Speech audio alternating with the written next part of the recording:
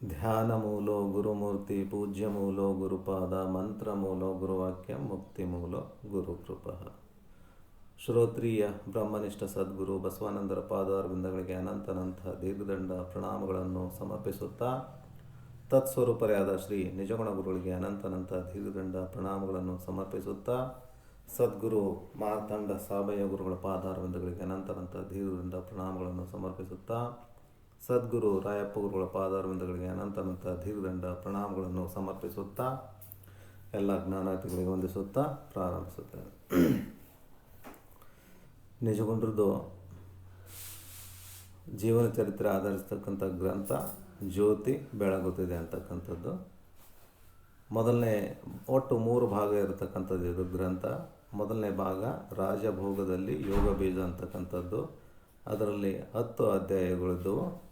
2ನೇ ಅಧ್ಯಾಯ ಮಹಾಪರಿವರ್ತನೆ ಅಂತಕ್ಕಂಥದ್ದು. ಇದು ಈಗ 7ನೇ ಅಧ್ಯಾಯ, ಅಂದರೆ 6 ಅಧ್ಯಾಯ ಮುಗಿದವ. ಈಗ 7ನೇ ಅಧ್ಯಾಯದಲ್ಲಿ ಬಂದಿದ್ದೀವಿ ನಾವು. 7ನೇ ಅಧ್ಯಾಯದಲ್ಲಿ ಈ ನಿಜಗುಂಡ್ರು ಅಂತಂದ್ರೆ ಏನು, ಮುಂಚೆ ಮಹಾರಾಜರಾಗಿದ್ದವರು ಅವರು. ಯಾವುದು ಗಾಳಿಪುರದ ಅರಸರವರು. ಯಾರು? ನಿಜಗುಂಡ್ರು. ಮೊದಲು ಅರಸರಾಗಿದ್ದವರು ಸನ್ಯಾಸ ಜೀವನಕ್ಕೆ ಕಾಲಿಟ್ರು. ಅವರು ಅರಸರಾಗಿದ್ದರು. ಯಾಕೆ ಸನ್ಯಾಸ ಜೀವನಕ್ಕೆ ಕಾಲಿಟ್ರು ಅಂದರೆ, ಸನ್ಯಾಸ ಜೀವನದಲ್ಲೇ ಇದು ಅರಸರಾಗಿದ್ದುಕೊಂಡೇ ಮಾಡ್ಬೋದಿತ್ತಲ್ಲ. ಯಾಕಂತಂದ್ರೆ ಜಾಣನ್ನು ಲೌಕಿಕ ಪರಮಾರ್ಥ ಇವೆರಡನ್ನು ಕೂಡಿ ಮಾಡಿ ನಡೆಸುತ್ತೆ ನಿಂತು ಅಂತಂತ ಅವರೇ ಬರೆದಿದ್ದಾರೆ ಹಾಡು. ಅಂದರೆ ಜಾಣರಾಗಿದ್ದವರು ಲೌಕಿಕ ಪರಮಾರ್ಥ ಎರಡರನ್ನು ಕೂಡ ಒಟ್ಟೊಟ್ಟಿಗೆ ಮಾಡ್ಕೊಂಡು ಹೋಗ್ತಾರಂತ ಅವರೇ ಹಾಡು ಬರೆದಿದ್ದಾರೆ. ಯಾಕೆ ಅವರು ಸನ್ಯಾಸ ಜೀವನ, ಅದು ರಾಜ ಜೀವನ ತ್ಯಜಿಸಿ ಸನ್ಯಾಸ ಜೀವನ ಯಾಕೆ ಆಯ್ಕೆ ಮಾಡಿಕೊಂಡ್ರು ಅಂತಂದ್ರೆ, ಅಲ್ಲಿ ಅವರು ರಾಜರು ಅಂತಂದ್ರೆ 108 ಜನ ಬರ್ತಾ ಇರ್ತಾರೆ ಅವರಿಗೆ. ಅಲ್ಲಿ ಅವ್ರದ್ದು ಸಂಪರ್ಕ ಕೆಲಸ ಆ ಥರ ಇರ್ತದೆ. ಪ್ರಜೆಗಳೆಲ್ಲ ಬರ್ತಿರ್ತಾರೆ, ಚರ್ಚೆ ನಡೀತಾ ಇರ್ತದೆ. ಅವೆಲ್ಲ ಅವ್ರ ಕೆಲಸ ಕಾರ್ಯಗಳು ಅಷ್ಟು ಸೂಕ್ತ ಆಗ್ತಿರಲ್ಲ. ಅಂದರೆ ಸನ್ಯಾಸ ಜೀವನ ಮಾಡಲಿಕ್ಕೆ, ಅಂದರೆ ತಮ್ಮ ಸಾಧನೆ ಜೀವನ ಮಾಡಲಿಕ್ಕೆ ಅವರಿಗೆ ಅಷ್ಟು ಸೂಕ್ತ ಆಗ್ತಿರಲಿಲ್ಲ. ಅದಕ್ಕಾಗಿ ಅವರು ಅದನ್ನು ತ್ಯಜಿಸಿ ಸನ್ಯಾಸ ಜೀವನ ಆಯ್ಕೆ ಮಾಡಿಕೊಂಡ್ರು. ಯಾಕೆ? ಅಲ್ಲಿ ಜನರದ್ದು ಇನ್ವಾಲ್ವ್ಮೆಂಟ್ ಜಾಸ್ತಿ, ಸಂಪರ್ಕ ಜಾಸ್ತಿ ಇರ್ತಿತ್ತು ಅವ್ರಿಗೆ. ಈಗ ಬೇರೆ ಜನರಿಗೆ ಅವರು ಕೂಡ ಹಂಗೆ ಮಾಡ್ಬೇಕಂದ್ರೆ ಅಂದರೆ ಅದಲ್ಲ, ಅದು ಅಗತ್ಯ ಇಲ್ಲ. ಯಾಕಂದರೆ ಜಾಣನು ಲೌಕಿಕ ಪರಮಾರ್ಥ ಎರಡನ್ನೂ ಕೂಡಿ ಮಾಡಿ ನಡೆಸುತ್ತೀಹನಿ ಅಂತಕ್ಕಂಥದ್ದು ಅವರೇ ಹೇಳಿದ್ದಾರೆ. ಹಾಗಾಗಿ ಅಲ್ಲಿ ಸನ್ಯಾಸ ಜೀವನ ಆಯ್ಕೆ ಮಾಡಿಕೊಳ್ಳೇಬೇಕಂತೇನಿಲ್ಲ. ಪರಮಾರ್ಥ ಅಂದರೆ ಈ ಲೌಕಿಕ ಜೀವನದಲ್ಲಿ ಇದ್ದುಕೊಂಡೇ ಪರಮಾರ್ಥನೂ ಕೂಡ ಸಾಧಿಸ್ಕೊಳ್ಬೋದು. ಅಂದರೆ ಲೌಕಿಕ ಜೀವನದಲ್ಲಿ ಸಂಸಾರ ಮಾಡ್ತಾನೆ ಅವನ್ನೆಲ್ಲನೂ ಸಾಧಿಸ್ಕೊಳ್ಬೋದು. ಅದು ಈ ಗ್ರಂಥದ ಮುಖ್ಯ ಇದಿರೋದು ತಾತ್ಪರ್ಯ, ಅಥವಾ ಈ ಮಾರ್ಗದ ಜ್ಞಾನ ಮಾರ್ಗದ ತಾತ್ಪರ್ಯ ಇರ್ತಕ್ಕಂಥದ್ದು. ಹಾಗಾಗಿ ಈ ಥರ ಈ ಜ್ಞಾನ ಮಾರ್ಗಕ್ಕೆ ಬರ್ಬೇಕಂದ್ರೆ ಮುಖ್ಯ ಇವು ಏನು ಅಂತಂದರೆ, ಅಂದ್ರೆ ಅಧಿಕಾರಿಗಳು ಯಾರು ಅಂತಂದ್ರೆ, ಇದಕ್ಕೆ ಮಲ ವಿಕ್ಷೇಪ ದೋಷ 3 ದೋಷ ಇರ್ತಾವೆ ಒಟ್ಟು ಮನುಷ್ಯರಿಗೆ. ಮಲದೋಷ, ವಿಕ್ಷೇಪ ದೋಷ, ಆವರಣ ದೋಷ ಅಂತಕ್ಕಂಥದ್ದು. ಈ ಮಲದೋಷ ಅಂತಕ್ಕಂಥದ್ದು ಕಳ್ಕೋಬೇಕು. ಆಮೇಲೆ ವಿಕ್ಷೇಪ ದೋಷ ಅಂತಕ್ಕಂಥದ್ದು ಕಳ್ಕೋಬೇಕು. ಅವೆರಡು ದೋಷ ಕಳ್ಕೊಂಡ ನಂತರ ಈ ಆವರಣ ದೋಷ, ಅದು ಮಾತ್ರ ಈ ಶ್ರೋತ್ರಿಯ ಬ್ರಹ್ಮನಿಷ್ಠ ಸದ್ಗುರುಗಳ ಮುಖಾಂತರ ಕಳೀಲಿಕ್ಕೆ ಬರ್ತದೆ. ಇದು ಯಾವುದು? ಆವರಣ ದೋಷ ಅಂತಕ್ಕಂಥದ್ದು. ಹಾಗಾಗಿ ಆವರಣ ದೋಷ ಕಳ್ಕೊಳ್ಳಿಕ್ಕೆ ಈ ಮಾರ್ಗಕ್ಕೆ ಬರಲಿಕ್ಕೆ ಸಾಧ್ಯ ಇಲ್ಲ. ಅದಕ್ಕಿಂತ ಮುಂಚೆ ಏನು ಮಾಡಬೇಕ್ರಿ ಅಂದರೆ, ಅದಕ್ಕಿಂತ ಮುಂಚೆ ಮಲದೋಷ ಮತ್ತು ವಿಕ್ಷೇಪ ದೋಷಗಳು ಕಳ್ಕೊಳ್ಬೇಕು. ಮಲದೋಷಗಳು ಅಂದರೆ ಏನು ಅಂದರೆ, ಅಲ್ಲಿ ಜನ್ಮಾಂತರ ಮಾಡಿದ ಪಾಪ ಕಾರ್ಯಗಳಿಂದ ಆಗಿರ್ತಕ್ಕಂಥ ದೋಷಗಳು ಆ ಬೆನ್ನಿಗೆ ಕಟ್ಕೊಂಡು ಬಂದಿರ್ತಾವೆ. ಈ ಶರೀರ ಹುಟ್ಟಿದ್ದೇ ಆ ಕರ್ಮ ಫಲದಿಂದ ಹುಟ್ಟಿದ್ದು. ಶರೀರ, ಪ್ರತಿಯೊಬ್ಬರು ಶರೀರ ಅವ್ರೇನು ಹಿಂದೆ ಮಾಡಿರ್ತಾರೆ ಕರ್ಮಗಳು, ಅದರ ಪಾಪ ಪುಣ್ಯಗಳ ಪ್ರಭಾವದಿಂದ ಆ ಸಂಚಿತ ಕರ್ಮನ ಹೊತ್ಕೊಂಡ್ಬಿಟ್ಟು ಬಂದಿರತಕ್ಕಂಥದ್ದು ಈ ಶರೀರ. ಕರ್ಮಜನ್ಯ ಶರೀರಂ ಅಂತ ಅದಕ್ಕೆ ಹೇಳೋದು. ಕರ್ಮಜನ್ಯ ಶರೀರಂ ಅಂದರೆ ಕರ್ಮದಿಂದೇ ಹುಟ್ಟಿರ್ತಕ್ಕಂಥದ್ದು ಯಾಕ್ರಿ ಕೆಲವರು ಬಡವರು ಕೆಲವರು ಶ್ರೀಮಂತರು ಇರ್ತಾರೆ ಅಂತಂದರೆ ಅವರು ಸ್ವಲ್ಪ ಪುಣ್ಯ ಜಾಸ್ತಿ ಮಾಡಿರ್ತಾರೆ, ಶ್ರೀಮಂತರ ಹೊಟ್ಟಿನಲ್ಲಿ ಹುಟ್ಟಿರ್ತಾರೆ. ಪಾಪ ಮಾಡಿದವರು ಬಡವರು ಇದರಲ್ಲಿ ಇರ್ತಾರೆ. ಹಾಗಾಗಿ ಆ ರೀತಿ ಅದೆಲ್ಲ ಆದದು ಕರ್ಮದ ಲೆಕ್ಕ. ಹಾಗಾಗಿ ಅಲ್ಲಿ ಆ ಫಲದಿಂದನೇ ಹುಟ್ಟಿರ್ತಕ್ಕಂಥದ್ದು ಈ ಶರೀರ. ಈ ಶರೀರ ಅದು ಏನು ಮಾಡಬೇಕು? ಅದೇನು ಮಾಡಬೇಕಂದ್ರೆ ಇದು ಮಾಡಬೇಕು. ಶ್ರೀ ಗುರು ವಚನೋಪದೇಶವನ್ನು ಆಲಿಸಿದಾಗ ಹೌದು ನರರಿಗೆ ಮುಕ್ಕುತ್ತೆ ಅಂತ ಹೇಳೋದು. ಅಂದರೆ ಇವ್ರು ಏನು ಕೆಲಸ ಮಾಡಬೇಕು? ಶ್ರೀ ಗುರು ವಚನ ಉಪದೇಶಗಳನ್ನು ಆಲಿಸಬೇಕಂತ ಹೇಳ್ತದೆ. ಅಂದರೆ ಶ್ರೀ ಗುರು ಅಂದರೆ ಯಾರು? ಶ್ರೀ ಗುರು ಅಂತಂದ್ರೆ ಏನು? ಅಲ್ಲಿ 6 ರೀತಿಯ ಗುರುಗಳನ್ನು ಬರ್ಕೊಂಬಂತಾರೆ. 6 ರೀತಿ. ಯಾರು? ನಿಷೇಧ ಗುರು, ಕಾಮ್ಯ ಗುರು, ಸೂಚಕ ಗುರು, ವಾಚಕ ಗುರು, ಕಾರಕ ಗುರು, ವಿಹಿತ ಗುರು ಅಂತ ಈ ರೀತಿ 6 ರೀತಿಯ ಗುರುಗಳದರ. ಗುರು ಅಂದರೆ ಎಲ್ಲರೂ ಒಂದೇ ಥರ ಇರಲ್ಲ. ಎಲ್ಲರೂ ಗುರು ಅಂದರೆ ಅಡ್ಡು ಬೀಳ್ಬೇಕಪ್ಪ ಅಂತ ಸಟ್ನ ಹೋಗಿ ಅಡ್ಡು ಬೀಳೋದ ಅವಶ್ಯಕತೆ ಇಲ್ಲ. ಈ ಗುರುಗಳು ಅಂತಂದ್ರೇನು? ವಿಹಿತ ಗುರು ಅಂದರೆ ಶ್ರೋತ್ರಿಯತ್ವ ಬ್ರಹ್ಮನಿಷ್ಠತ್ವ ಇರ್ತಕ್ಕಂಥ ಗುರುಗಳ ಹತ್ರ ನೀವು ಅಡ್ಡು ಬೀಳ್ರಿ ನಡೀತದೆ. ಆದರೆ ಈ ಕೆಳಗಿನ ಮಟ್ಟದ ಗುರುಗಳಿಗೆ ಅಡ್ಡು ಬೀಳೋದು ಅವಶ್ಯಕತೆ ಇಲ್ಲ. ಕ್ಲಿಯರಾಗಿ ಹೇಳ್ತಾರೆ ಅವರು ಗ್ರಂಥದಲ್ಲಿ, ವೇದಾಂತ ಗ್ರಂಥದಲ್ಲಿ. ಈ 6 ರೀತಿಯ ಗುರುಗಳು: ನಿಷೇಧ ಗುರು, ಕಾಮ್ಯ ಗುರು, ಸೂಚಕ, ವಾಚಕ, ಕಾರಕ, ವಿಹಿತ ಅಂತ. ನಿಷೇಧ ಗುರು ಅಂದ್ರೇನು? ಬರೀ ನಿಷೇಧ ವಾಕ್ಯಗಳನ್ನು ಬೋಧಿಸ್ತಕ್ಕಂಥವ್ರು. ಅಂದರೆ ಅವು ಮಾಡಿದರೆ ಬರೀ ಕೆಟ್ಟ ಪರಿಣಾಮ ಬೀರ್ತಕ್ಕಂಥ ಇವು ಬೋಧಿಸ್ತಕ್ಕಂಥದ್ದು. ಅಂದರೆ ಇವು ಮಾಟ ಮಂತ್ರ ಯಂತ್ರ ತಂತ್ರ ಅಂತ ಏನು ಮಾಡ್ತಾರೆ ಕೆಲಸಗಳು, ಅವರು ನಿಷೇಧ ಗುರು ಅಂತ ಹೇಳ್ತಾರೆ. ಕಾಮ್ಯ ಗುರು ಅಂತಂದ್ರೇನು? ಕಾಮ್ಯ ಅಂದ್ರೇನು? ಅದನ್ನು ಏನು ಅಪೇಕ್ಷೆ, ನೀವು ಇದನ್ನು ಅಪೇಕ್ಷೆ ಪಟ್ಕೊಂಡು ಈ ಕೆಲಸ ಮಾಡಿರಿ ನಿಮ್ಗೆ ಆ ಫಲ ಸಿಗುತ್ತದ ಅಂತ ಹೇಳ್ತಕ್ಕಂಥವ್ರು ಕಾಮ್ಯ ಗುರು. ಆಮೇಲೆ ವಾಚಕ ಅಂದರೆ ವಾಚಕ ಗುರು ಅಂದರೆ ನೀನು ಸ್ವಲ್ಪ ಕಳ್ತನ ಗಿಳ್ತನ ಮಾಡ್ತಿದ್ದಂದ್ರೆ ಈ ಕೊಲೆ ಪಲ್ಯ ಮಾಡೋದು ಬೇಡಪ್ಪ, ಸ್ವಲ್ಪ ಈ ಮಾರ್ಗದಲ್ಲಿ ನಡಿ, ಸ್ವಲ್ಪ ನಿನಗೆ ಇದು ಸಿಗ್ತದ ಅಂತ, ಧನ ಸಂಪತ್ತು ಸಿಗ್ತದ ಅಂತ ಹೇಳು. ಅದ್ಯಾವುದು? ವಾಚಕ. ಕಾಮ್ಯ ಆಯ್ತಲ್ಲ, ಕಾಮ್ಯ ಅಂದ್ರೆ ವಾಚಕ. ಈ ರೀತಿ ಇದನ್ನು ಮಾಡಬೇಕು. ಆಮೇಲೆ ಸೂಚಕ, ಇದನ್ನು ಈ ಪಠನೆ ಮಾಡಬೇಕು ಅದು ಮಾಡಬೇಕು ಅಂತ ಹೇಳ್ತಕ್ಕಂಥ ಸೂಚಕ. ಕಾರಕ ಗುರು. ಕಾರಕ ಗುರು ಅಂತಂದ್ರೇನು? ಅದನ್ನು ಸ್ವಲ್ಪ ಮಟ್ಟಿಗೆ ನಡ್ಸ್ಕೊಂಡು ಹೋಗಬೇಕು, ಸತ್ಸಂಗ ಮಾಡಬೇಕು ಅಂಥವ್ರು ಅವರು. ಈ ಆಮೇಲೆ ವಿಹಿತ ಗುರು, ಮೇಲ್ಮಟ್ಟದ ಗುರು ಇರ್ತಾರೆ. ಶ್ರೋತ್ರಿಯತ್ವ ಬ್ರಹ್ಮನಿಷ್ಠತ್ವ ಸದ್ಗುರುಗಳು. ಶ್ರೋತ್ರಿಯತ್ವ ಬ್ರಹ್ಮನಿಷ್ಠತ್ವ ಇರ್ತಕ್ಕಂಥ ಸದ್ಗುರುಗಳು ವಿಹಿತ ಗುರು ಅಂತ ಹೇಳ್ತಾರೆ. ಶ್ರೋತ್ರಿಯತ್ವ ಬ್ರಹ್ಮನಿಷ್ಠತ್ವ ಅಂದರೆ ಏನು? ಶ್ರೋತ್ರಿಯತ್ವ ಅಂತಂದ್ರೆ ಏನು? ಆ ಶ್ರೋತ್ರಿಯತ್ವ ಗುರುಗಳಲ್ಲಿ ಏನಿರಬೇಕು ಅಂದರೆ ಅವರು ವೇದಾಂತಗಳನ್ನು ಬಲ್ಲವರಾಗಿರಬೇಕು. ವೇದ ಅಂತಂದ್ರೇನು? 4 ವೇದ: ಋಗ್ವೇದ, ಯಜುರ್ವೇದ, ಸಾಮವೇದ, ಅಥರ್ವಣ ವೇದ. ಇವು ಏನು? 1180 ಉಪನಿಷತ್ತುಗಳ ಸಮೂಹ. ಇದರಲ್ಲಿ 840 ಕರ್ಮಪರವಾಗಿ ಬೋಧಿಸ್ತಕ್ಕಂಥವು. 840 ಉಪನಿಷತ್ತುಗಳು ಕರ್ಮಪರವಾಗಿ, ಆಮೇಲೆ 232 ಉಪಾಸನ ಪರವಾಗಿ, 108 ಜ್ಞಾನಪರವಾಗಿ ಬೋಧಿಸ್ತಕ್ಕಂಥವು ಈ ಉಪನಿಷತ್ತುಗಳು ಅದಾವೆ.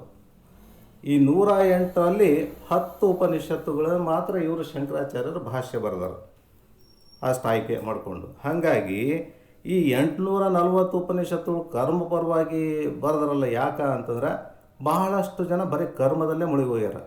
98 ಭಾಗ ಜನ ಕರ್ಮದಲ್ಲೇ ಬಿದ್ದು ಹೋಗ್ಯಾರ. ಹಾಗಾಗಿ ಕರ್ಮ ಜಾಸ್ತಿ ಬರೆದಾರ ಅಲ್ಲಿ. ಹಾಗಾಗಿ 840. ಈ ಜ್ಞಾನಕ್ಕೆ ಬರೋರು ಭಾಳ ಅಪರೂಪ, ವಿರಳ. ಇವೆಲ್ಲ ದಾಟ್ಕೊಂಡು ಬರಬೇಕು ಅವರು. ಕರ್ಮ ಮೊದಲು ಮುಗಿಸ್ಬೇಕು, ಆಮೇಲೆ ಉಪಾಸನ ಮುಗಿಸ್ಬೇಕು, ಆಮೇಲೆ ಜ್ಞಾನಕ್ಕೆ ಬರಬೇಕು. ಜ್ಞಾನಕ್ಕೆ ಬಂದಾಗೆ ಸದಾವಕಾಲ ಆನಂದ ಆಗೋದು. ಅಲ್ಲಿ ತನಕ ಸಾಧ್ಯನೇ ಇಲ್ಲ. ಬರೀ ಅದರಲ್ಲೇ ತೊಡ್ಕೊಂಡು ಕರ್ಮದಲ್ಲಿ ಬಿದ್ದಾಗ ಏನಾಗ್ತದ? ತಾತ್ಕಾಲಿಕ ಸುಖ ಅಥವಾ ಸಂತೋಷ ಪ್ರಾಪ್ತಿ ಆದಂಗೆ ಆಗ್ತದ. ಆಮೇಲೆ ಮತ್ತೆ ಯಥಾ ರೀತಿ ಇರ್ತದೆ. ಉಪಾಸನ ಅದಕ್ಕಿಂತ ಸ್ವಲ್ಪ ಉತ್ತಮ. ಆಮೇಲೆ ಜ್ಞಾನಕ್ಕೆ ಸದಾವಕಾಲ ಆನಂದ, ಯಾವಾಗಲೂ ಆನಂದವಾಗಿರ್ತಕ್ಕಂಥದ್ದು ಜ್ಞಾನ ಅಂದರೆ. ಹಾಗಾಗಿ ಆ ಮಾರ್ಗ ಪ್ರಾಪ್ತ ಮಾಡ್ಕೊಳ್ಳೋದೇ ಮಾನವ ಜನ್ಮದ ಮುಖ್ಯ ಉದ್ದೇಶ. ಅದಕ್ಕಾಗಿ ಶ್ರೀ ಗುರು ವಚನ ಉಪದೇಶವನ್ನು ಆಲಿಸಿದಾಗಳ ಅಹುದು ನರರಿಗೆ ಮುಕುತಿ. ಅದಕ್ಕೆ ಶ್ರೀ ಗುರು ವಚನ ಅಂದರೆ ಶ್ರೀ ಗುರು ಅಂದರೆ ಈ ಥರ ಶ್ರೋತ್ರಿಯತ್ವ ಬ್ರಹ್ಮನಿಷ್ಠತ್ವ ಇರ್ತಕ್ಕಂಥ ಗುರುಗಳನ್ನೇ ನಾವು ಇದು ಮಾಡಬೇಕು, ಅಂದರೆ ಸೇವೆ ಮಾಡಬೇಕು ಅಂತಕ್ಕಂಥದ್ದು. ಸೇವೆ ಅಂತಂದ್ರೇನು? ಕರುಣ, ಸತ್ಕಲೆ, ಶಾಸ್ತ್ರ ಪರಿಣತಿ, ನಿರಾಶೆ, ಸುಗುಣತ್ವ, ಸುಮುಖತ್ವ, ಸೌಂದರ್ಯತೆ, ಸುಜ್ಞಾನಂಗ ಇರಲ್ಲವನೇ ಸೇವೆ ಗುರುವಕ್ಕು ಅಂತ ಏನು ಹೇಳ್ತಾರಲ್ಲ, ಆ 8 ಲಕ್ಷಣಗಳು ಇರ್ತಾವೆ ಯಾರಿಗೆ? ಶ್ರೋತ್ರಿಯತ್ವ ಬ್ರಹ್ಮನಿಷ್ಠತ್ವ ಗುರುಗಳು. ಯಾಕಂತಂದ್ರೆ ಇಲ್ಲಿ ಭಾಳಷ್ಟು ಜನರು ಗುರುಗಳು ಇದರಲ್ಲೇ ಸಿಕ್ಕಿಬೀಳ್ತಾರೆ. ನಿರಾಶೆ ಅಂದರೆ ಇಷ್ಟು ಲಕ್ಷಣ ಇರ್ತಕ್ಕಂಥ ಗುರುಗಳನ್ನು ನೀವು ಸೇವೆ ಮಾಡಲಿಕ್ಕೆ ಯೋಗ್ಯ ಅಂತ. ಅಂದರೆ ಯಾವುದೇ ಗುರು ಇದಿರಬಾರ್ದು, ಏನೋ ಅಪೇಕ್ಷೆ ಇರಬಾರ್ದು ಗುರುಗಳಲ್ಲಿ. ನಿರಾಶೆ ಅಂತ ಹೇಳಿದ್ರಲ್ಲಿ ಮುಖ್ಯವಾಗಿರ್ತಕ್ಕಂಥದ್ದು. ಹಾಗಾಗಿ ಇಷ್ಟು ಈ ಲಕ್ಷಣಗಳು ಇರ್ತಕ್ಕಂಥ ಗುರುಗಳು ಯಾರದಾರ ಅವ್ರನ್ನ ನೀವು ಅಡ್ಡಬೇಡ್ರಿ. ಹೋಗಿ ಕರುಣ, ಸತ್ಕಲೆ, ಶಾಸ್ತ್ರ ಪರಿಣತೆ, ನಿರಾಶೆ, ಸೌಂದರ್ಯತೆ, ಸುಮುಖತ್ವ, ಸುಗುಣ, ಸುಜ್ಞಾನಂಗ್ ಅಂಗಗಳು ಇರಲ್ಲವನೇ ಸೇವೆ ಗುರುವಕ್ಕು ಅಂತ. ಹಾಗಾಗಿ ಈ 8 ಲಕ್ಷಣಗಳು ಏನದವ, ಈ ಶಾಸ್ತ್ರ ಪರಿಣತೆ, ಅವುಗಳ ಶ್ರೋತ್ರಿಯತ್ವ ಶಾಸ್ತ್ರ ಪರಿಣತೆ ಅಂತ ಹೇಳಿದ್ನಲ್ಲ. ಶಾಸ್ತ್ರ ಪರಿಣತೆ ಅಂದರೆ ಈ ಎಷ್ಟು 4 ವೇದ, ಇಷ್ಟು ಉಪನಿಷತ್ತುಗಳು ಇಲ್ಲಿ ಇದ್ದದ್ದು ಅವನ್ನೆಲ್ಲ ಮಾಹಿತಿ ಅವನಿಗಿರಬೇಕು. ಆಮೇಲೆ ಪುರಾಣ ಅಂದರೆ 18 ಪುರಾಣಗಳು, 28 ಆಗಮಗಳು, ಆಮೇಲೆ ಇತಿಹಾಸ, ರಾಮಾಯಣ ಮಹಾಭಾರತ ಇತಿಹಾಸವು, ಇದರೆಲ್ಲರದ್ದು ಜ್ಞಾನ ಆ ಶ್ರೋತ್ರಿಯತ್ವ ಗುರುಗಳ ಹತ್ರ ಇರಬೇಕು. ಅದು ಇದ್ದಾಗ ಅವನು ಯೋಗ್ಯ ಶ್ರೋತ್ರಿಯ. ಆಮೇಲೆ ಬ್ರಹ್ಮನಿಷ್ಠತ್ವ ಅಂತಂದರೆ ಅದರ ಅನುಭವ ಆಗಿರಬೇಕು. ಬ್ರಹ್ಮನಿಷ್ಠತ್ವದ ಅನುಭವ ಆಗಿರಬೇಕು. ಅಂಥ ವ್ಯಕ್ತಿ ಈ ಇದನ್ನು ಆವರಣ ದೋಷ ಕಳ್ಕೊಳ್ಳಿಕ್ಕೆ ಯೋಗ್ಯ, ಅಂದರೆ ಬೋಧನೆ ಮಾಡಲಿಕ್ಕೆ ಯೋಗ್ಯ ಗುರು. ಹಾಗಾಗಿ ಅಂಥವ್ರ ಹತ್ರ ಹೋಗಿ ನೀವು ಶಾಸ್ತ್ರಗಳನ್ನು ಕೇಳಬೇಕು ಅಂತ ಹೇಳ್ತಾರೆ. ಈ ರೀತಿ ಅಂದರೆ ಆವರಣ ದೋಷ. ಮಲದೋಷ ಅಂದರೆ ಸತ್ಪಾತ್ರಕಂ ದಾನಂ ಅಂದರೆ ಆ ಥರ ಸತ್ಪಾತ್ರಕ್ಕೆ ಇರ್ತಕ್ಕಂಥ ಇದಕ್ಕೆ ವ್ಯಕ್ತಿಗಳಿಗೆ ದಾನ ಮಾಡ್ತಕ್ಕಂಥದ್ದು. ಆವಾಗ ಮಲದೋಷ ಕಳ್ಕೊಳ್ಳೋಕೆ ಬರ್ತದೆ. ಇನ್ನು ವಿಕ್ಷೇಪ ದೋಷ ಕಳ್ಕೊಳ್ಳಿಕ್ಕೆ ಎಲ್ಲಿ ಈ ನೀವು ವಿಕ್ಷೇಪ ಅಂದ್ರೆ ಮನಸ್ಸು ಚಂಚಲ ಇರ್ತದೆ. ಅಂದರೆ ಚಂಚಲ ಅಂದರೆ ಒಂದೇ ಕಡೆ ಇರೋಲ್ಲ. ಹಾಗಾಗಿ ಅದನ್ನು ಚಂಚಲನ್ನು ಇದು ಮಾಡಲಿಕ್ಕೆ, ಏಕಾಗ್ರ ಮಾಡಲಿಕ್ಕೆ ಏನು ಮಾಡಬೇಕು? ಯೋಗ ಮಾಡ್ಬೋದು, ಧ್ಯಾನ ಮಾಡ್ಬೋದು. ಅದರಿಂದ ಚಂಚಲತ್ವ ಏಕಾಗ್ರತೆ ಬರ್ತದೆ. ಹಾಗಾಗಿ ಅದು ಇವೆರಡೂ ಮಾಡ್ಕೊಂಡ ನಂತರ ಆವರಣ ದೋಷನ ಕಳ್ಕೊಳ್ಳಿಕ್ಕೆ ಶ್ರೋತ್ರಿಯತ್ವ ಬ್ರಹ್ಮನಿಷ್ಠ ಸದ್ಗುರುಗಳ ಹತ್ರ ಹೋಗ್ಬೇಕಂತ ಹೇಳ್ತಾರೆ. ಈಗ ನಿಜಗುಂಡರು ಎಲ್ಲಿಗೆ ಬಂದಿದ್ದಾರೆ? ಈಗ ನಿಜಗುಂಡರು ಅಂದರೆ ಅಂಥ ಗುರುಗಳ ಹತ್ರ ಇವರು ನೋಡ್ಕೊಳ್ಳಿಕ್ಕೆ ಹೊರಟಿದ್ದಾರೆ. ಇವು ಆಲ್ರೆಡಿ ಏನೋ ಸನ್ಯಾಸ ಜೀವನ, ರಾಜ ಜೀವನದಿಂದ ಸನ್ಯಾಸ ಜೀವನಕ್ಕೆ ಪಾದಾರ್ಪಣೆ ಮಾಡಿದ್ದಾರೆ. ಅವರು ಶಂಭುಲಿಂಗ ಗುರುಗಳು ಏನು ಮಾಡಿದ್ದಾರೆ, ಅವ್ರನ್ನ ನೀವು ದೇಶ ಸಂಚಾರ ಮಾಡಿ ಸ್ವಲ್ಪ ಅನುಭವ ಆಗ್ತದೆ ಸಾಮಾನ್ಯ. ಹಂಗಾಗಿ ಅಲ್ಲಿ ನನ್ನ ಗುರುಗಳು ಇರ್ತಾರೆ. ಯಾರು? ಭುಜಲಿಂಗ ಗುರುಗಳು. ಅಲ್ಲಿ ಬುಡಿಕೇರಿ ಪಟ್ಟಣ ಸ್ವಾದಿ ರಾಜ್ಯ ಅಂತಲೇ ಹೇಳ್ತಾರೆ. ಇಲ್ಲಿ ಉತ್ತರ ಕರ್ನಾಟಕದಲ್ಲಿ ಬರ್ತದೆ. ಹಾಗಾಗಿ ಅವರು ಅಲ್ಲಿ ಪ್ರಯಾಣ ಮಾಡ್ತಾ ಹೊರಟಿದ್ದಾರೆ. ಎಲ್ಲಿ? ಶಂಭುಲಿಂಗನ ಬೆಟ್ಟದಿಂದ ಅಲ್ಲಿ ತಿರುಮಕೂಡಲು ಅಂತ ಮೊದಲನೇ ಸ್ಥಳ ಬರ್ತದೆ. 2ನೇ ಸ್ಥಳ ಅಲ್ಲಿ ಶ್ರೀರಂಗ ದೇವಾಲಯದ ಬರ್ತದೆ. ಆಮೇಲೆ 3ನೇ ಸ್ಥಳ ಇಲ್ಲಿ ಹರಿಹರ ದೇವಸ್ಥಾನ ಅಂತ ಬರ್ತದೆ. ಈಗ ಹರಿಹರ ದೇವಸ್ಥಾನದಲ್ಲಿ ಅವರು ಆ ಸಾಧುನ ಹತ್ರ ಅಲ್ಲಿ ಏನು ಮಾಡ್ತಾರೆ, ಏಕತಾರಿ ಪದ, ಅದು ಏನಂತಾರೆ ತಂಬೂರಿ, ಏಕನಾದ ಹಿಂಗೆ ಬಾರಿಸ್ತಾರಲ್ಲ, ಜೊಯ್ ಅಂತ ಶಬ್ದ ಬರೋದು. ಅದನ್ನು ಹಿಡ್ಕೊಂಡು ಇನ್ನೊಬ್ಬ ಸಾಧು ಹಾಡ್ತಿರ್ತಾನಪ್ಪ ಹಾಡು. ಅದನ್ನು ಇವ್ರಿಗೆ ಕೊಟ್ಟ ನಂತರ ಅದರಲ್ಲಿ 1-2 ಪದಗಳನ್ನು ಹಾಡ್ತಾರೆ ಇವರು ನಿಜಗುಂಡರು.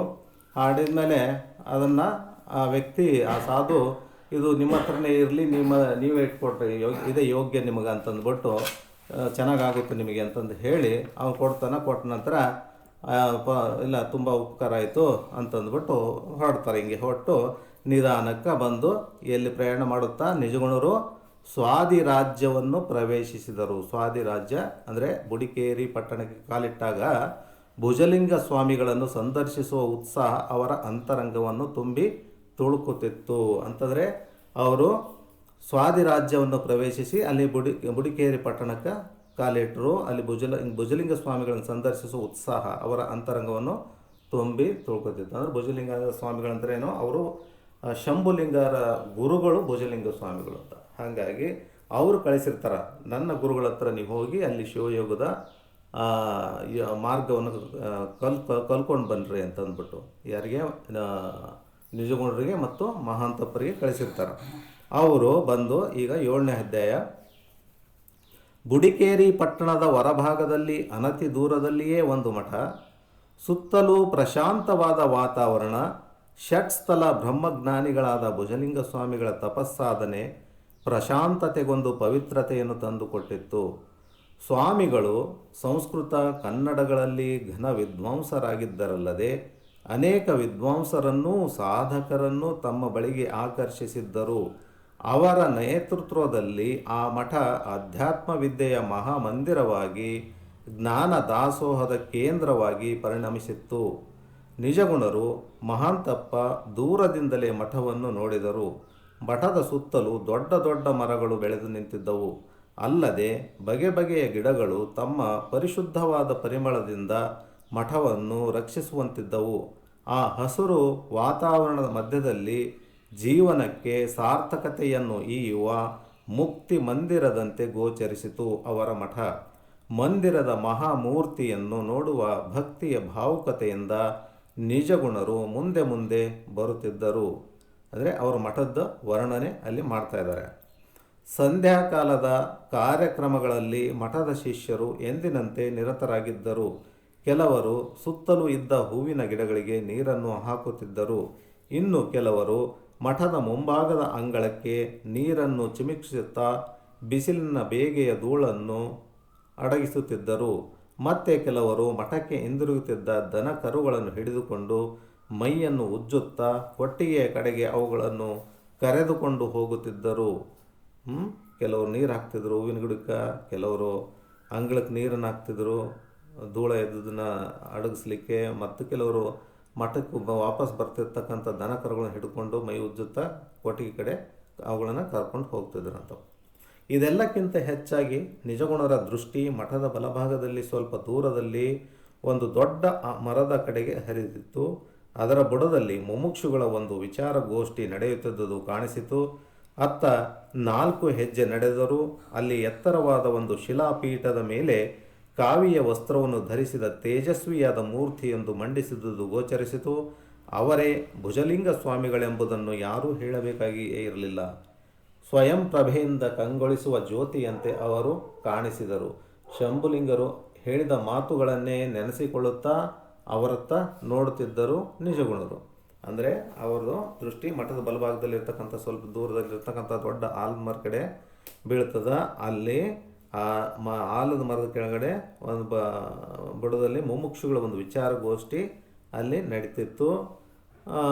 ಅಲ್ಲಿ ಒಬ್ಬರು ಇವರೇನು ಕಾವ್ಯ ವಸ್ತುವನ್ನು ಧರಿಸಿದ ತೇಜಸ್ವಿಯಾದ ಮೂರ್ತಿ ಅಂದರೆ ಅವರು ಭುಜಲಿಂಗ ಸ್ವಾಮಿಗಳು ಅಂತ ಬೇರೆ ಹೇಳಬೇಕಾಗಿಲ್ಲ. ಅವರ ಎದುರುಗಡೆ ಮುಮುಕ್ಷುಗಳೆಲ್ಲ ಕೂತ್ಕೊಂಡು ಅಲ್ಲಿ ವಿಚಾರಗೋಷ್ಠಿ ಮಾಡ್ತಾಯಿದ್ರು ಅಂತ ಹೇಳ್ತಾರೆ.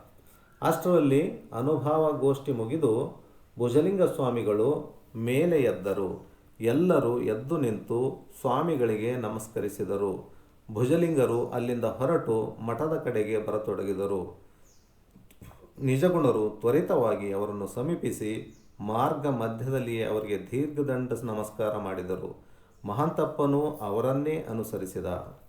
ಅವರು ಏನು ವಿಚಾರಗೋಷ್ಠಿ ಮುಗಿದ ನಂತರ ಅವರು ಮಠದ ಕಡೆ ಬರ್ತಾಯಿದ್ದರು ಒಳಗೆ ಹೋಗಲಿಕ್ಕೆ. ಆವಾಗ ನಿಜಗುಣರು ಮಹಾಂತಪ್ಪ ಇಬ್ಬರು ಹೋಗಿ ಮಾರ್ಗದಲ್ಲಿ ಅಲ್ಲಿ ನಮಸ್ಕಾರ ಮಾಡ್ತಾರೆ ಇವರಿಗೆ, ಭುಜಲಿಂಗ ಗುರುಗಳಿಗೆ. ಭುಜಲಿಂಗರು ನಡೆಯುವುದನ್ನು ನಿಲ್ಲಿಸಿದರು. ನಿಜಗುಣರು ಮೇಲೆದ್ದು ನಿಲ್ಲಲು ಅವರತ್ತ ನೋಡುತ್ತಾ ಪ್ರಶ್ನಿಸಿದರು, ಯಾರು ನೀವು? ಅದನ್ನು ಅರಿಯುವುದಕ್ಕಾಗಿಯೇ ತಮ್ಮ ಬಳಿಗೆ ಬಂದಿದ್ದೇವೆ ಮಹಾಸ್ವಾಮಿ, ನಿಜಗುಣರು ಹೇಳಿದರು ಅರ್ಥಗರ್ಭಿತವಾಗಿ. ಅಂದರೆ ಅವ್ರ ಮಾರ್ಗ ಮಧ್ಯದಲ್ಲಿ ಆ ಗುರುಗಳು ಭುಜಲಿಂಗ ಸ್ವಾಮಿಗಳು ಬರ್ತಾ ಇರಬೇಕಾದ್ರೆ ಮಧ್ಯದಲ್ಲಿ ಹೋಗಿ ಅವ್ರು ನಮಸ್ಕಾರ ಮಾಡ್ತಾರೆ ನಿಜಗುಣರು ಮತ್ತು ಮಹಾಂತಪ್ಪ ಇವ್ರು ನಮಸ್ಕಾರ ಮಾಡಿದ ತಕ್ಷಣ ಯಾರು ನೀವು ಅಂತ ಅವ್ರು ಪ್ರಶ್ನೆ ಮಾಡ್ತಾರೆ. ಯಾರು ಭುಜಲಿಂಗ ಸ್ವಾಮಿಗಳು ಇವರಿಬ್ಬರನ್ನು ಉದ್ದೇಶಿಸಿ ನಿಜಗುಂಡ್ರನ್ನ ಮತ್ತು ಮಹಾಂತಪ್ಪರನ್ನು. ಆವಾಗ ನಿಜಗುಂಡ್ರು ಹೇಳ್ತಾರೆ, ಅದನ್ನು ಅರಿಯುವುದಕ್ಕಾಗಿಯೇ ಬಂದಿದ್ದೇವೆ ಮಹಾಸ್ವಾಮಿ ಅಂತ. ಅಂದರೆ ನಾನು ಯಾರು ಅಂತಕ್ಕಂಥದ್ದನ್ನು ಅರಿಯೋದಕ್ಕಾಗಿ ಅಲ್ಲಿಗೆ ಬಂದಿದ್ದೀನಿ ಸ್ವಾಮಿ ಅಂತ ಹೇಳ್ತಾರೆ. ಇದನ್ನು ಯಾರು ನೀವು ಅಂತ ಕೇಳಿದಾಗ ಅದನ್ನು ಅರಿಯೋದಕ್ಕಾಗಿಯೇ ನಾವು ಇಲ್ಲಿಗೆ ಬಂದದ್ದು ಮಹಾಸ್ವಾಮಿ ಅಂತ ಹೇಳಿದರು ಅರ್ಥಗರ್ಭಿತವಾಗಿ. ಓಹೋ ಆಗೋ ಎಂದು ಅವರನ್ನೇ ದಿಟ್ಟಿಸಿದರು ಭುಜಲಿಂಗರು. ಓಹೋ ಆಗೋ ಅಂತ ಆ ಜ್ಞಾನಿಗಳಿಗೆ ಗೊತ್ತಾಗ್ಬಿಡ್ತದೆ. ಈಗ ಯಾರ್ಯಾರು ಎಷ್ಟೆಷ್ಟು ಮಾರ್ಗದಲ್ಲಿ ಎಷ್ಟೆಷ್ಟು ಮಟ್ಟದಲ್ಲಿದ್ದಾರೆ ಅಂತಕ್ಕಂಥದ್ದು ಅವರು ಮಾತಾಡೋ ಮಾತುಗಳಲ್ಲೇ ತಿಳ್ಕೊಂಬಿಟ್ಟು ಓಹೋ ಅವ್ರಿಗೆ ಅರ್ಥ ಆಯಿತು. ಆದ ತಕ್ಷಣವೇ ಹಾಂ ಆಗು ಅಂತ ಹೇಳಿ ಅವ್ರನ್ನ ದಿಟ್ಟಿಸಿ ಮಂದಹಾಸದಿಂದ ಮಿನುಗುತ್ತಿತ್ತು. ಅಂದರೆ ಅಷ್ಟೇ ಅಂತ ನಕ್ಕೆ ಸುಮ್ಮನಿರ್ತಾರೆ. ಅಷ್ಟರಲ್ಲೇ ಮತ್ತೆ ನಿಜಗುಂಡ್ರೆ ಹೇಳಿದರು, ಆದರೂ ಲೌಕಿಕವಾಗಿ ಹೇಳುವುದಾದರೆ ನಾನು ನಿಜಗುಣ, ಇವನು ಮಹಾಂತಪ್ಪ. ಕನ್ನಡ ದೇಶದ ದಕ್ಷಿಣದ ಕೊನೆಯಿಂದ ತಮ್ಮ ಬಳಿಗೆ ಬಂದಿದ್ದೇನೆ ಮಹಾಸ್ವಾಮಿ. ಅಂದರೆ ಮತ್ತೆ ಹೇಳ್ತಾರೆ ನಿಜಗುಂಡ್ರು, ಹೌದು ಸ್ವಾಮಿ, ನಾನು ಲೌಕಿಕವಾಗಿ ಹೇಳ್ಬೇಕಂದ್ರೆ ನಾನು ನಿಜಗುಣ, ಇವನು ಮಹಾಂತಪ್ಪ, ಕನ್ನಡ ದೇಶದ ದಕ್ಷಿಣದ ಕೊನೆಯಿಂದ ಬಂದಿದ್ದೀನಿ ತಮ್ಮನ್ನು ನೋಡಲಿಕ್ಕೆ ಅಲ್ಲಿ ಅಂತ ಹೇಳ್ತಾರೆ. ದಕ್ಷಿಣ ದೇಶ ಇವರು ಬಂದಿದ್ದು ಉತ್ತರದ ಕಡೆ. ದಕ್ಷಿಣ ದೇಶ ಅಂತಂದ್ರೇನು, ಇವರು ಇದ್ದದ್ದು ಶಂಭುಲಿಂಗನ ಬೆಟ್ಟ ಕಡೆ ಗಾಳಿಪುರ, ಅದು ದಕ್ಷಿಣ ಭಾಗಕ್ಕೆ ಬರ್ತದೆ. ಇವರು ಭುಜಲಿಂಗ ಸ್ವಾಮಿಗಳು ಇರೋದು ಉತ್ತರ, ಬಿಡಿಕೇರಿ ಪಟ್ಟಣ ಸ್ವಾದಿ ರಾಜ್ಯ ಅಂತಲೇ ಹೇಳ್ತಾರೆ, ಅದು ಉತ್ತರ ಭಾಗದಲ್ಲಿ ಇರ್ತದೆ ಕರ್ನಾಟಕದ್ದು. ನಿಜಗುಣ ಆಶ್ಚರ್ಯದ ಉದ್ಗಾರ ಭುಜಲಿಂಗರದು. ಈಗ ನಿಜಗುಣರನ್ನು ಅಡಿಯಿಂದ ಮುಡಿಯುವವರೆಗೂ ನೋಡಿದರು. ಮತ್ತೆ ಏನನ್ನೋ ಆಲೋಚಿಸಿಕೊಂಡವರಂತೆ, ಸರಿ ನಿಜಗುಣ, ನೋಡೋಣ, ನೀನಿಲ್ಲಿಯೇ ಇರು ಎಂದು ಮುಂದೆ ಮಾತನಾಡಲು ಅವರಿಗೆ ಅವಕಾಶ ಕೊಡದಂತೆ ದಡದಡನೆ ನಡೆದು ಅವರು ಮಠವನ್ನು ಪ್ರವೇಶಿಸಿದರು. ನಿಜಗುಣರು ನಿಂತು ಅವರನ್ನೇ ನೋಡುತ್ತಿದ್ದರು. ಇಕ್ಕದೆ ಅಂದರೆ ಅವರು ಅಷ್ಟು ಹೇಳಿದ ಮೇಲೆ, ಹೌದಾ ಸರಿ ಆಯಿತು ನೋಡೋಣ, ನೀನು ಇಲ್ಲಿಯೇ ಇರು ಅಂತ ಹೇಳ್ಬಿಟ್ಟು ಮುಂದೆ ಮಾತಾಡಲಿ ಅವ್ರಿಗೆ ಅವಕಾಶ ಕೊಡ್ದಂಗೆ ಸೀದಾ ನಡ್ಕೊಂಡು ಹೋಗಿ ಮಠದಲ್ಲಿ ಒಳಗೆ ಹೋದರು. ಅಂದರೆ ಅಲ್ಲಿ ಅವರು ತಕ್ಷಣವೇ ಗುರುಗಳು ಯಾರೇ ಆಗಲಿ, ಶ್ರೋತ್ರಿಯತ್ವ ಗುರುಗಳು ಏನು ಇರ್ತಾರ, ಯಾವುದೇ ಗುರುಗಳಾಗಲಿ ಅವರು ಶಿಷ್ಯರನ್ನು ತಕ್ಷಣಕ್ಕೆ ಒಪ್ಕೊಳ್ಳಲ್ಲ. ಯಾವುದೇ ಗುರುಗಳು ಅಂದರೆ ಮೇಲ್ಮಟ್ಟದಲ್ಲಿರ್ತಕ್ಕಂಥ ಗುರುಗಳು, ಅಂದರೆ ಅವ್ರು ಯಾರೇ ಇರಲಿ ವ್ಯಕ್ತಿಗಳು ಎಷ್ಟು ಇದ್ದರೂ ಕೂಡ ಅವ್ರನ್ನ ತಕ್ಷಣ ಬಂದೆ ಬಾ ಬಾ ಬಾ ಅಂತಂದ್ಬಿಟ್ಟು ಕರ್ಕೊಂಡು ಇದು ಮಾಡಲ್ಲ. ಅವರು ಪರೀಕ್ಷೆ ಮಾಡ್ತಾರೆ ಮೊದಲು, ಹೆಂಗದಾರ ಏನದಾರ ಇವರು ಅಂತ. ಏನು ಅವರು ಯೋಗ್ಯ ಅದರ ಇಲ್ಲ ಇಲ್ಲಿ ಈ ಮಾರ್ಗಕ್ಕೆ ಇದನ್ನು ಕಲೀಲಿಕ್ಕೆ ನಮ್ಮಲ್ಲಿ ಅಂತ ಅವ್ರು ಪರೀಕ್ಷೆ ಮಾಡಿ ಆಮೇಲೆ ಅವ್ರನ್ನ ಇದು ಮಾಡ್ಕೋತಾರೆ. ಅದಕ್ಕಾಗಿ ಇವರು ಕೂಡ ಅದೇ ರೀತಿಯೇ ಮಾಡಿದರು. ಹೌದಾ ಸರಿ ಅಂತಂದ್ಬಿಟ್ಟು, ಅಂದರೆ ಅವ್ರಿಗೆ ಅಷ್ಟಕ್ಕಷ್ಟೇ, ಅಂದರೆ ಅಷ್ಟು ಆತ್ಮೀಯವಾಗಿ ಅದು ಒಳಗೆ ಕರ್ಕೊಂಡು ಮಾಡ್ಕೊಂಡು ಏನೇನೋ ಮಾಡಲಿ, ತಕ್ಷಣ ನೀವು ಅಷ್ಟೇ ಒಂದು ಮಾತಾಡಿದ್ರು, ಯಾರನ್ನೇ ಒಂದರು ಅಂತ ಹಿಂಗೆ ಅಂದ ತಕ್ಷಣ ಸರಿ ಅಂತಂದ್ಬಿಟ್ಟು ಒಳಗೆ ಹೋಗ್ಬಿಟ್ರು. ಅವ್ರನ್ನ ಹಿಂಗನು ಹಂಗೆ ನೋಡ್ತಾ ನಿಂತಿದ್ರು. ಅವರ ಶಿಷ್ಯರಲ್ಲಿ ಒಬ್ಬೊಬ್ಬರು ಇವರ ಸಂಭಾಷಣೆಯನ್ನು ಕೇಳಿದ್ದರು. ಗುರುಗಳು ಒಳಗೆ ಹೋದ ಮೇಲೆ ನಿಜಗುಣರ ಬಳಿಗೆ ಬಂದರು. ಭುಜಲಿಂಗರ ಕಾರ್ಯಕ್ಷೇತ್ರದ ಪರಿಚಯವನ್ನು ನಿಜಗುಣರು ಅವರಿಂದ ಕೇಳಿ ತಿಳಿದುಕೊಂಡರು. ಶಂಭುಲಿಂಗರು ಹೇಳಿದಂತೆ ಶಿವಾದ್ವೈತದ ನಿಲುವನ್ನು ಅನುಭವಪೂರ್ವಕವಾಗಿ ಪಡೆದ ಮಹಾತ್ಮರೆಂಬ ಕೀರ್ತಿ ಅವರದಾಗಿತ್ತು. ಆದರೂ ಅವರು ಮಠದಲ್ಲಿ ನಡೆಸುತ್ತಿದ್ದ ಕಾರ್ಯಗಳನ್ನು ನೋಡಿದರೆ ಇಹಪರಗಳ ಎರಡರ ಸಮನ್ವಯದ ಉಜ್ವಲವಾದ ಚಿತ್ರವನ್ನು ಅಲ್ಲಿ ಕಾಣಬಹುದಾಗಿತ್ತು.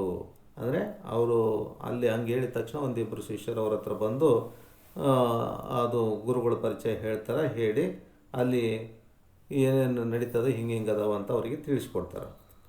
ಮುಮುಕ್ಷುಗಳು ಬಯಸಿ ಬಂದುದನ್ನೆಲ್ಲ ಈಡೇರಿಸಿಕೊಡುವ ಹೊಣೆಯನ್ನು ಮಠ ಹೊತ್ತಂತಿತ್ತು. ಜ್ಞಾನ ಭಿಕ್ಷುಗಳಿಗೆ ಜ್ಞಾನ, ಲೌಕಿಕದ ಕೋಟಲೆಯಲ್ಲಿ ನೊಂದು ಬಂದವರಿಗೆ ಸಂತೈಕೆ ಹಿತವಚನಗಳ ಜೊತೆಗೆ ಸಂಸಾರವನ್ನು ಎದುರಿಸುವ ಸಾತ್ವಿಕ ಸತ್ಯನಿಷ್ಠೆ ದೊರೆಯುತ್ತಿತ್ತು. ಇದರ ಜೊತೆಗೆ ಮಠಕ್ಕೆ ಬಂದವರಿಗೆಲ್ಲ ದಾಸೋಹಂತೂ ನಡೆದೇ ಇತ್ತು.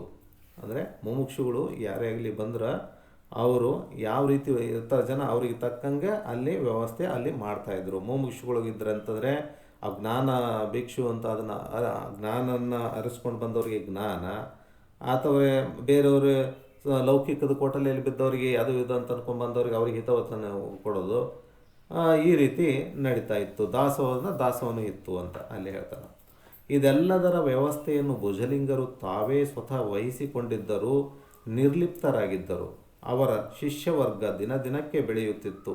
ಅವರಿಗೆ ಸ್ವಾಮಿಗಳು ಕೊಡುತ್ತಿದ್ದ ಮೊದಲನೆಯ ಪಾಠವೆಂದರೆ ಜನರಿಗಾಗಿ ದುಡಿಯುವುದು. ಸ್ವಾರ್ಥರಹಿತವಾದ ಈ ಕಾಯಕ ತತ್ವ ದೇಹದ ಎಲ್ಲ ಶಕ್ತಿಗಳ ವಿಕಾಸಕ್ಕೆ ಸಾಧನವಾಗುತ್ತದೆಂಬುದನ್ನು ಶಿಷ್ಯರಿಗೆ ಮನದಟ್ಟಾಗುವಂತೆ ಮಾಡುತ್ತಿದ್ದರು. ಅಂದರೆ ಇದೆಲ್ಲ ವ್ಯವಸ್ಥೆ ಭುಜಲಿಂಗ ಗುರುಗಳೇ ಸ್ವತಃ ವಹಿಸಿಕೊಂಡಿದ್ದರು, ನಿರ್ಲಿಪ್ತರಾಗಿದ್ದರು. ಅವರ ಶಿಷ್ಯವರ್ಗ ದಿನದಿನಕ್ಕೆ ಬೆಳೀತಾ ಇತ್ತು.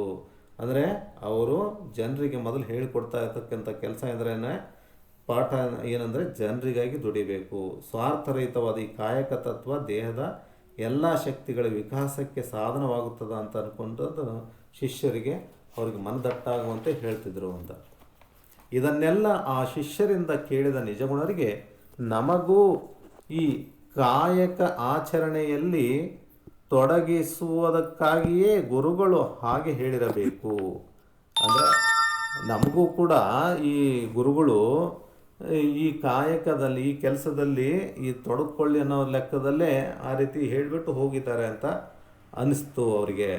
ಶಿಷ್ಯರು ಅದನ್ನೇ ಸಮರ್ಥಿಸಿದರು. ಅಂದರೆ ಇವ್ರು ಕೆಲಸ ಮಾಡ್ತಾರಾ ಇಲ್ಲ ಅಂತ ಅದು ಮೊದಲು ಪರೀಕ್ಷೆ ಮಾಡ್ಕೋತಾರೆ, ಮಾಡಿಕೊಂಡು ಆಮೇಲೆ ಹೇಳ್ತಾರ ಅಂತ ಅವರು ಶಿಷ್ಯರು ಕೂಡ ಅದನ್ನೇ ಹೇಳಿದರು. ಅದಾವ ಸಮಯದಲ್ಲಿ ಗುರುಗಳು ನಿಮಗೆ ಹೇಳಿ ಕಳಿಸುತ್ತಾರೋ ತಿಳಿಯದು. ಆದುದರಿಂದ ನೀವು ಇಲ್ಲೇ ಇದ್ದು ಅವರ ಕರೆಯನ್ನು ನಿರೀಕ್ಷಿಸಿಕೊಂಡಿರಿ ಅಂದರು. ಅಂದರೆ ಅದು ನಿಮ್ಗೆ ಯಾವಾಗ ಗುರುಗಳ ಅಪ್ಪಣೆ ಆಗ್ತದೇನೋ ಗೊತ್ತಿಲ್ಲ, ಅದು ನಿಮ್ಗೆ ಯಾವಾಗ ಬಾ ಅಂತ ಹೇಳಿ ಕಳಿಸ್ತಾರೋ ಗೊತ್ತಿಲ್ಲ. ಅದಕ್ಕಾಗಿ ನೀವು ಇಲ್ಲೇ ಇದ್ದು ಈ ಕೆಲಸ ಕಾರ್ಯಗಳನ್ನು ಮಾಡ್ಕೊಂಡು ಇರ್ರಿ ಅಂತ ಹೇಳ್ಬಿಟ್ಟು ಹೇಳ್ತಾರೆ ಅವರು ಶಿಷ್ಯರು ಕೂಡ. ನಿಜಗುಣರಿಗೆ ಆ ಮಾತು ಹಿಡಿಸಿತು. ಅವರಿಗೆ ಹೇಳಿದರು, ಹೌದು, ಹಾಗೆಯೇ ಮಾಡುತ್ತೇವೆ. ನಿಮ್ಮ ಕೆಲಸದಲ್ಲಿ ನಮಗೂ ಪಾಲನ್ನು ಕೊಡಿ. ಅದನ್ನು ನಿರ್ವಹಿಸುತ್ತಾ ಗುರುಗಳಿಂದ ಕರೆ ಬರುವವರೆಗೂ ಅತ್ತ ಇತ್ತ ಅಲುಗದೆ ಇಲ್ಲಿಯೇ ನಿಂತಿರುತ್ತೇವೆ. ಮಠದ ಆವರಣವನ್ನು ದಾಟಿ ಹೊರಗೆ ಕಾಲಿಡುವುದಿಲ್ಲ. ಅಂದರೆ ನೀವು ಆಯಿತು ಪರವಾಗಿಲ್ಲ, ನೀವೇನು ಕೆಲಸ ಮಾಡ್ತೀರಿ ಅದರಲ್ಲಿ ನಾವು ಕೆಲಸ ಆಗಿ ನಾವು ಭಾಗಿ ಅದೇ ಕೆಲಸನೂ ಮಾಡ್ತೀವಿ.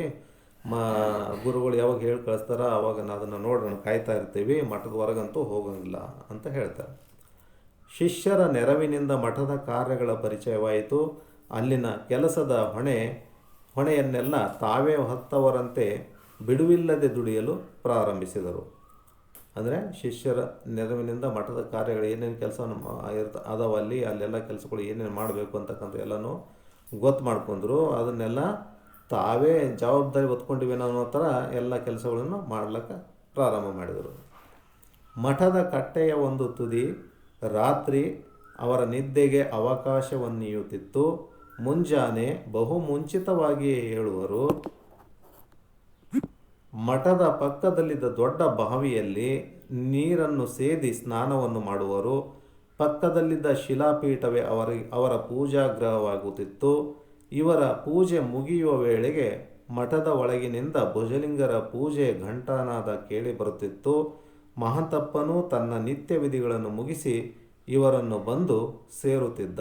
ಅಂದರೆ ಮಠದ ಒಂದು ಕಟ್ಟೆ ತುದಿನಲ್ಲೇ ಅವರು ರಾತ್ರಿ ಕಳೀಲಿಕ್ಕೆ ಅವಕಾಶ ಆಗ್ತಿತ್ತು. ಅಂದರೆ ಹೊರಗೆ ಮಕ್ಕೊಂಡು ಹೊರಗೆ ಎಲ್ಲ ಇದು ಮಾಡಿ ಆಮೇಲೆ ಈ ಬೆಳಗ್ಗೆ ಎದ್ದ ತಕ್ಷಣ ಬಾವಿ ನೀರು ಸೇದಿಕೊಂಡು ಸ್ನಾನ ಮಾಡೋದು, ಆಮೇಲೆ ಅಲ್ಲೇ ಕಲ್ಲಿನ ಇದ್ರ ಮೇಲೇ ಆ ಪೂಜೆ ಪುರಸ್ಕಾರ ಮಾಡ್ಕೊಳ್ಳೋದು. ಆಮೇಲೆ ಗುರುಗಳು ಅಲ್ಲಿ ಮಠದಾಗ ಪೂಜೆ ಮಾಡಿದ ಮೇಲೆ ಅವ್ರ ಗಂಟನಾದ ಕೇಳ್ತಿತ್ತಂತ ಅಲ್ಲಿ ಎಲ್ಲರೂ ಹೋಗಿ ಇದು ಮಾಡ್ತಾಯಿದ್ರು, ಕೇಳಿ ಬರುತ್ತಿತ್ತು.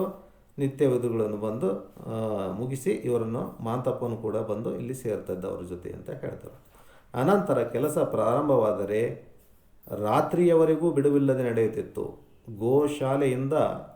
ಗೋಶಾಲೆಯ ಕೆಲಸದಿಂದ ಹಿಡಿದು ಭೋಜನ ಶಾಲೆಯ ಕೆಲಸದವರೆಗೆ ಎಲ್ಲವನ್ನೂ ತಾರತಮ್ಯವಿಲ್ಲದೆ ಮಾಡುವರು. ಇತರ ಶಿಷ್ಯರನ್ನು ಬಿಡಿಸಿ ತಾವೇ ಕೆಲಸಕ್ಕೆ ಮುಂದೆ ನಿಲ್ಲುತ್ತಿದ್ದರು. ಸದ್ದಿಲ್ಲದೆ ಕೆಲಸವನ್ನು ಮಾಡಿ ಹಿಂದೆ ಸರಿಯುವರು. ಇತರ ಶಿಷ್ಯರಿಗೆಲ್ಲ ಇದನ್ನು ಕಂಡರೆ ಆಶ್ಚರ್ಯ ಮತ್ತು ಇವರ ವಿಚಾರದಲ್ಲಿ ಒಂದು ಬಗೆಯ ಆದರ. ಅಂದರೆ ಈಗ ಆಮೇಲೆ ಇವೆಲ್ಲ ಪೂಜೆ ಎಲ್ಲ ಮುಗಿದ ಮೇಲೆ ಕೆಲಸ ಪ್ರಾರಂಭ ಆದ್ರೆ ಬೆಳಗ್ಗೆನಿಂದ ರಾತ್ರಿವರೆಗೂ ಬಿಡುವಿಲ್ಲದೆ ನಡೀತಿತ್ತಂತ ಕೆಲಸಗಳು. ಆ ಎಲ್ಲ ಕೆಲಸ ಗೋಶಾಲೆಯ ಕೆಲಸದಿಂದ ಹಿಡಿದು ಭೋಜನ ಶಾಲೆಯ ಕೆಲಸದವ್ರಿಗೆ ಅಂದರೆ ಅಲ್ಲಿ ಆಕಳ ದನ ಕರುಗಳು ಎಲ್ಲನೂ ಸಾಕಿದ್ರೇನೋ ಆ ಗೋಶಾಲೆ ಅಂದರೆ ಆಕಳಗಳನ್ನು ಸಾಕಿರ್ತಾರೆ. ಅವನ್ನೆಲ್ಲ ಆ ಕೆಲಸಗಳದ್ದು ಭಾಗಿಯಾಗೋದು, ಅವನ್ನ ಕಟ್ಟೋದು, ಹಿಂಡೋದು, ಮಾಡೋದು ಎಲ್ಲ ಕೆಲಸ ಏನಿರ್ತಾವೆ ಅದಕ್ಕೆ ಸಂಬಂಧಪಟ್ಟಂಗೆ ಎಲ್ಲ ಕೆಲಸನೂ ಹಿಡಿದು ಭೋಜನ ಶಾಲೆ ಅಂತಾರೆ. ಅಲ್ಲಿ ದಾಸೋಹದ ಕೆಲಸ ಕೂಡ ಎಲ್ಲನೂ ಕೆಲಸನೂ ಅವರು ಇತರ ಶಿಷ್ಯರ ಜೊತೆ ಸೇರಿಕೊಂಡು ತಾವೇ ಮುಂದೆ ನಿಂತು ಎಲ್ಲ ಕೆಲಸವನ್ನು ಮಾಡ್ತಾಯಿದ್ರಂತೆ. ಇವರು ಈ ಥರ ಇನ್ವಾಲ್ವ್ಮೆಂಟ್ ಆಗಿ ಮಾಡೋದನ್ನು ಕಂಡು ಇತರ ಶಿಷ್ಯರಿಗೂ ಭಾಳ ಆಶ್ಚರ್ಯ ಆಗ್ತಿತ್ತಂತ, ಮತ್ತು ಒಂದು ರೀತಿಯ ಆದರ ಗೌರವ ಭಾವನೆ ಬರ್ತಾಯಿತ್ತು ಅಂತ ಹೇಳ್ತಾರೆ. ಇಲ್ಲಿ ತನಕ ಇಷ್ಟಿರಲಿ. ಮುಂದಿನ ಕ್ಲಾಸಲ್ಲಿ ನೋಡೋಣ. ಅಲ್ಲಿ ಅವರು ಕೆಲಸದಲ್ಲಿ ಬಹಳ ಬ್ಯುಸಿಯಾಗಿಬಿಟ್ಟಿದ್ದಾರೆ, ಕೆಲಸ ಮಾಡೋದರಲ್ಲಿ ತನ್ಮಯರಾಗಿದ್ದಾರೆ. ಈ ರೀತಿ ಇದೇ ರೀತಿ ಅವ್ರು ಅಂದರೆ ಅವರು ಕಾರ್ಯಗಳನ್ನು ಮುಂದುವರಿಸ್ತಾ ಇದ್ದಾರೆ. ಯಾವಾಗ ಗುರುವಿನ ಕರೆ ಬರ್ತದಂತ ಅವರು ಕಾಯ್ತಾ ಇದ್ದಾರೆ. ಅದು ಮುಂದಿನ ಕ್ಲಾಸಲ್ಲಿ ನೋಡೋಣ. ಇಷ್ಟು ಹೇಳಿ 2 ಮಾತು ಗುರುಗಳ ಪಾದಕ್ಕೆ ಅರ್ಪಿಸಿ ಹೊರ ಹೋಗಿ